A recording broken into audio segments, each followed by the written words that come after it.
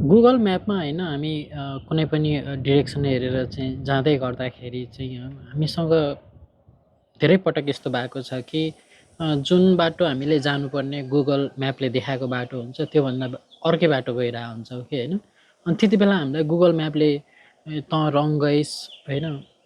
तैँले गएको बाटो भएन, अब त्यो जाने ठाउँ छैन भनेर कहिले पनि भन्दैन कि हामीलाई जहिले पनि अल्टरनेट बाटो देखाइरहेको हुन्छ कि होइन। कहिले पनि त्यसले चुपचाप होइन अब जहाँ जानुपर्ने हो त्यो सही बाटो त देखाउँछ नै, अब देखाएर पनि त्यो बाटो हामी अर्कै बाटो लियौँ भने पनि त्यो बाटो पनि जान मिल्छ है भनेर चाहिँ हामीलाई गुगल म्यापले देखाइरहेको हुन्छ कि है। लाइफ भनेको नि यस्तै हो कि कुनै डेस्टिनेसनमा जानुपर्ने छ भने चाहिँ एउटा मात्रै बाटो हुँदैन कि हामी अब त्यो बाटोबाट हिँड्दा हिँड्दा हामीले कुनै बेला चाहिँ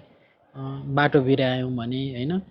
अर्को बाटो पनि छ है त्यो डेस्टिनेसनमा पुग्नको लागि भनेर चाहिँ यो गुगल म्यापले चाहिँ एउटा लेसन पनि दिन्छ कि हामी सिक्न खोज्यौँ भने हामी जहाँबाट नि सिक्न सक्छौँ। त्यस्तै छ अब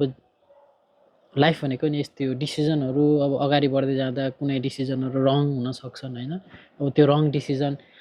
लिँदाखेरि चाहिँ अब तेरो डिसिजन रङ भयो, अब तेरो लाइफ यहीँ सकियो होइन कि